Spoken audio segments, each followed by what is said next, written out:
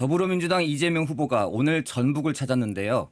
함께 유세에 나선 전주 출신 한준호 최고위원 직접 스튜디오로 모셨습니다. 안녕하십니까? 네, 반갑습니다. 네, 공동 선대위원장 지금 맡고 계시죠? 네, 공동선대위원장과 이제 골목골목을 찾아다니는 유세단이 있는데 네. 제가 이제 전북 총괄을 하고 있습니다. 네, 전주 출신 네. 함께 전북 총괄을 맡고 계시는데 네, 네.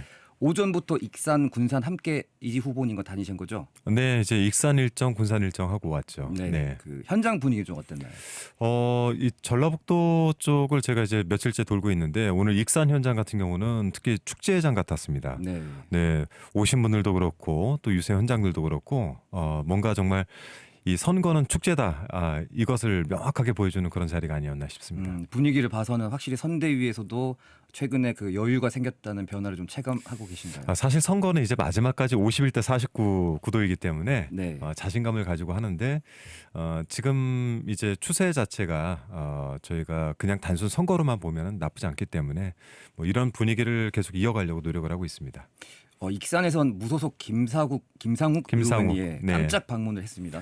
네, 실은 어제 이제 기사가 나가기도 했고요. 제가 어제 전주에 있으면서 이제 소식을 접하고 김상욱 의원하고 통화도 했습니다. 네. 그래서 오늘 저는 가급적이면 이제 전주에 집중 유세 함께 해주길 바랐는데 이제 오후 3시 일정이 또 있어서 오늘 익산 일정에 합류하는 걸로 어제 이야기를 하더라고요. 뭐 아마 오신 이후에 전반적인 분위기가 훨씬 더 좋아지지 않았나라는 생각입니다. 그 현장에서 좀 김상욱 의원 어떤 얘기를 좀 했나요? 이재명 후보께서 직접 소개를 해주셨고요. 이재명 후보의 당선을 위해서 본인도 최선을 다하겠다 이렇게 간단하게 인사를 했습니다. 입당 신청을 하게 하면 받아들이는 겁니까? 제가 이제 다른 방송에서도 많이 이야기를 했는데 네. 입당의 문제는 또 다른 장르인데 예. 이거는 이제 김상욱 의원의 의지에 달려 있습니다. 저희는 언제든지 이 헌정 수호를 위해 함께 뛸 수 있는 모든 분들에게 열려 있습니다. 문은 열려 있다. 그럼요. 이렇게 정리하면 되겠네요. 그 앞서 홍준표 전 대표, 홍사모 네, 또 지지 선언했고 그렇죠. 이번에 김상욱 의원까지 이 일련의 상황에 갖는 의미는 또 어떤 걸까요? 이제 정치의 지형이 바뀌고 있다 이렇게 보시면 될 것 같습니다. 그 동안에는 이제 진보와 보수 이렇게 많이 보고 있었는데 윤석열 정부 3년을 지나면서 이 보수의 진영들이 상당히 극우로 많이 치우쳐 있죠. 예. 그래서 민주당에서는 중도 보수를 지향을 하면서 이제 선거 캠페인에 들어섰는데 여기에 대한 호응이 꽤 좋은 것 같습니다. 그리고 이재명 후보가 김상욱 의원을 소개할 때 얘기했던 것처럼 정말 보수이고 싶은 사람들이 남아있기 어려운 정당이 되었다. 그렇기 때문에 그 영역들에 대한 소구력들이 좀 생긴 것이고 그 부분에 함께하는 분들이 늘어나고 있는 것입니다. 그래서 그런지 그 내일은 국민의힘 김문수 후보가 전북에 오는데 네. 일정을 보니까 5.18 최초의 희생자로 규명된 이회종 열사 네, 네. 추모를 한다고 하거든요. 네. 앞서 김 후보도 계엄 사태에 대해서 사과도 했었어요. 이런 행보는 좀 어떻게 해석될 수 있을까요? 저는 이제 진정성이 전혀 없다고 보는 것이 계엄 사태에 대한 사과를 하기 위해서는 선제 조건이 윤석열을 제명시키는 겁니다. 네. 그러니까 스스로 탈당을 하는 것도 중요하겠지만 당이 이에 대한 책임을 지고 윤석열 전 대통령에 대한 제명을 먼저 해야죠. 그래서 제명 요구가 전혀 없는 상태에서 사과는 사과가 아니다. 그리고 공식적인 사과 입장을 낸다고 하더라도 그런 당내에서 내란 세력에 대한 뭐 또 내란에 대한 비상계엄에 대한 반성이 먼저 앞서야 되겠죠. 뭐 5.18과 관련된 그 국민의힘의 행보라는 거는 저는 그냥 선거의 캠페인 일환이다 이렇게밖에 해석을 할 수가 없습니다. 선거용이다 이렇게 보고 계시네요. 네네. 그럼 만약에 윤 전 대통령을 제명하거나 네. 아니면 자진 탈당하면 판세에 영향을 좀 끼칠까요? 그 윤석열 전 대통령은 국민의힘 입장에서 대선 상황의 계륵 같은 존재죠. 버리자니 집도끼를 다 놓칠 것 같고 그렇다고 버리지 않자니 가지고 있기 너무 무겁고 마치 그 맑은 날의 우산 같은 존재이기도 네. 하고요.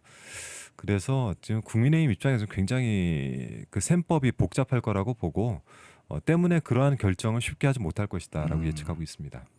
이재명 후보도 이제 메모드급 대선 캠프를 꾸렸는데 파급력 있는 인사가 또 추가로 필요하지 않을까 싶은데 뭐 가령 권오을 전 의원님에 네. 이어서 유승민 전 의원님도 그렇고 깜짝 인사 또 있을까요? 저도 여기서 뭐 깜짝하고 뭔가 좀 알려드리면 좋겠지만 이미 저희는 윤여준 공동 총괄선대위원장을 비롯해서 많은 정말 깜짝 인사들이 함께 하고 있습니다. 뭐 그 밖에도 많은 것들이 또 준비되고 있다라고 저는 알고 있지만 지금 이제 제일 중요한 것은 이 선거에 대한 정의 그리고 어떤 선거일까? 결국 빛의 혁명으로 만들어진 윤석열의 파면 그리고 나서 새로운 대한민국을 막기 위한 국민들의 준비 기간이거든요. 결국 이 무대의 주인공은 국민입니다. 네. 네, 그렇기 때문에 지금 깜짝 인사나 이런 것이 선거를 이끄는 것보다 국민들의 정서가 선거를 이끌고 있다 이렇게 보고 있어서 국민들께 더 많은 호소와 또 내란 종식과 또 국민들의 통합 또 새로운 헌정 질서 유지를 위해서 국민들이 함께 할 수 있도록 캠페인을 계속해서 벌여갈 생각입니다. 뭐 당장은 없는 걸로 제가 해석하겠습니다. 네. 그러면 개혁신당 이야기도 해야 될 것 같은데 이준석 후보도 탄핵을 반대했었어요. 네. 그리고 지금은 청년층을 좀 집중해서 대학을 찾아다니면서 공략을 하고 있는데 네. 오랜 시간 또 이 후보도 호남에 좀 공을 들였습니다. 아, 그랬나요? 네. 네. 개혁신당의 움직임은 좀 어떻게 해석하실까요? 글쎄요. 뭐 개혁신당의 캠페인 지금 현재 6%에서 많게는 8% 정도에 묶여 있는 지지율 극복이 최우선이라고 생각을 하고 있고 그리고 무엇보다도 이준석 후보는 윤석열 탄생의 1등 공신 아닙니까? 네. 여기에 대한 반성이 지금 전혀 없는 상태에서 의원 확장이 과연 청년층만 가지고 가능하겠느냐? 특히 청년층 중에서도 지금 가르마 타기 시작해서 이게 청년들을 전체를 아우를 수 있는 대표적인 인물도 못 되지 않습니까? 저는 그런 부분들을 먼저 극복하는 게 이준석 후보의 과제가 아닐까 생각을 하고 있습니다. 그 이재명 후보 개헌에 대해서는 구체적 시기나 내용을 좀 밝히지 않으셨는데 이 부분에 대한 계획은 좀 어떻게 필요하지 않을까요? 개헌 자체가 본인이 시기와 방법을 밝힌다고 해서 가능할까요? 저는 이거는 국민적 논의가 필요한 부분이라고 봅니다. 다만 이재명 후보는 지금까지 지속적으로 개헌의 필요성에 대해서 이야기를 해왔고 5.18 정신을 헌법에 담는 문제에 대해서도 빠르게 논의하자라는 제안들을 여러 번 한 적이 있죠. 다만 지금 이제 개헌은 우리 시대에 맞게 네. 국민적 개헌이 돼야 됩니다. 국민들의 정서, 즉 정치적인 함의가 담긴 개헌보다 국민의 생활에 맞는 개헌을 해야 된다라는 생각이고 그를 위해선 그만의 과정과 절차가 필요하다고 봅니다. 벌써 청년들 사이에선 이재명 후보가 당선되면 부동산 시장이 또 오를 거라는 또 추측도 나오고 있는데 그런 추측이 나옵니까? 네. 그 이재명 후보 기조가 바뀌어서 부동산이 아니라 또 다른 투자 심리를 건드릴 거라는 분석도 여러 이제 매체에서 나오고 있습니다. 이 부분 좀 어떻게 좀 글쎄요, 바라보고 계세요? 그거는 뭐 그 매체가 어딘지는 제가 잘 모르겠으나 뭐 분석이라는 건 여러 가지가 있을 수 있겠죠. 그 단순한 그 질문만 가지고 그것을 명제로 해서 가정을 해서 답을 하긴 좀 어렵고 네. 다만 부동산 정책과 관련해서 민주당은 그건 이제 문재인 정부와 비교를 이제 하면서 예측을 많이들 하시는데 문재인 정부가 주로 뭐 종부세라든지 취득세라든지 이런 세금을 올리면서 부동산 정책을 취했다라고 한다면 저희는 공공연하게 이런 세금을 건드리지 않는 상황에서 공급량을 늘리는 방식으로 그리고 공급의 다양성을 통해서 이 청년층들을 감쌀 수 있는 방법으로 부동산 정책을 펴가겠다라는 얘기를 드리고 있습니다. 뭐 그런 부분들은 진정성 있게 지켜봐 주시면 좋을 네. 것 같고요. 뭐 지금 저희가 코스피 5천 이야기하고 희망을 잃어버린 청년들에게 많은 희망을 주기 위해서 다양한 정책들을 준비하고 있다라고 알아주셨으면 좋겠습니다. 한준호 위원장이 또 전북 전주 출신이시니까 네네. 이 질문 꼭 하고 싶은데 전북은 5대 메가시티와는 다르게 5극 3특이라고 해서 이제 저희가 특별자치도 이렇게 분류가 되어 있지 않습니까? 네네. 이재명 정부가 들어선다면 전북에 추진할 공약 좀 있을까요? 네, 일단 공약이 이번 주까지 대선 공약이 정리가 되는 기간이기 때문에 제가 함부로 뭐 공약이 이거다 저거다라고 말씀드리긴 좀 어렵지만 지금 제가 볼 때는 그 35년에 있는 올림픽 유치를 할 수 있는 도시로 일단 네. 대한민국에서는 선정이 된 상태고 이 35년 대한민국이 전북으로 올림픽을 유치하는 것이 전북 발전에는 매우 큰 변화의 시점이 될 것이다 이런 생각을 가지고 있습니다. 또 한편에서는 군산, 김제, 전주같이 이제 큰 도시들과 14개 시군에 맞춘 각각의 산업들이 필요하지 않겠습니까?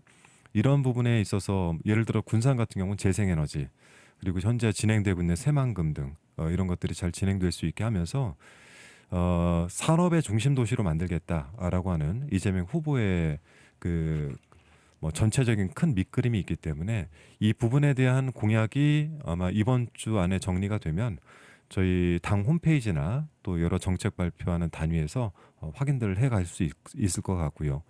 특히 이재명 후보가 실용주의를 지향하고 있고 성과를 내는데 굉장히 장점이 있습니다. 예를 들어 성남시 시장이 됐을 때는 네. 성남 시민의 삶이 바뀌었고 경기도지사가 됐을 땐 경기 도민의 삶이 바뀌었던 것처럼 대한민국을 맡게 되면 대한민국의 삶이 바뀌고 그 중에서 제일 중요한 지방 분권 여기에 굉장히 올인을 할 것이다라고 생각을 하고 있습니다. 부산 유세에서는 해수부와 HMM을 부산으로 이전하겠다 이런 네네. 발표가 있어서 어제 도배가 많이 됐는데 네네. 전북 오셨는데 전북에는 선물 안 주십니까? 오늘 이제 전주 유세 때 한번 지켜보시죠. 아하, 네. 알겠습니다. 그 차기 정부는 이제 내란 공범 청산을 해야 된다는 과제가 또 있지 않겠습니까? 네. 그 민주당 차원은 구체적 계획이 좀 있을까요? 저희가 이제 이번 대선은 내란의 종식을 목표로 하고 있습니다. 다만 이 내란 종식이란 부분이 어찌 한편에서는 그 정쟁처럼 비칠 수 있기 때문에 저희는 이제 두 가지 갈래길로 가는 것이죠. 하나는 내란 종식. 이거는 이제 수사와 사법부를 통해서 해결이 될 문제이고 두 번째는 국민 통합 그리고 무너져 내린 헌정 질서를 다시 회복하는 것. 여기에 방점을 찍고 있습니다. 무엇보다도 빠르게 정권이 창출된다면 좀 어려워진 민생들 저희가 오늘도 시장도 다니고 해봤지만 저희 경기도가 제가 지역구인데 전반적으로 국민들의 삶이 굉장히 어려워졌어요. IMF 때보다 더 어려워졌다는 말씀도 많이 하고 있기 때문에 이 민생 부분에 더 집중을 할 생각이고요. 내란의 종식 부분은 지금 현재 진행되고 있는 수사들이 원활하고 제대로 진행될 수 있도록 저희가 국회 차원에서 협력을 하고 또 정권을 창출하게 된다면 관련 부처에서 이 부분을 잘 챙겨볼 수 있도록 하겠습니다. 골목골목 위원장 전북 맡으셨으니까 네. 지역 현안 많은 관심 좀 가져주시고. 그럼요. 제가 네. 뭐 최고위 선거 때 전북에서 제 공약이 대광입법을 통과시키는 거였는데 저희가 지금 국토위에 제가 예산소위 위원장으로 있지만 이준석 의원님과 함께 이번 대광입법을 전북 원포인트로 해서 해결을 하기도 했습니다. 네. 네, 많은 관심 갖도록 하겠습니다. 지역도 종종 찾아 오시고요. 네, 그렇게 하겠습니다. 감사합니다, 위원장님. 네, 고맙습니다. 지금까지 더불어민주당 한준호 최고위원이었습니다.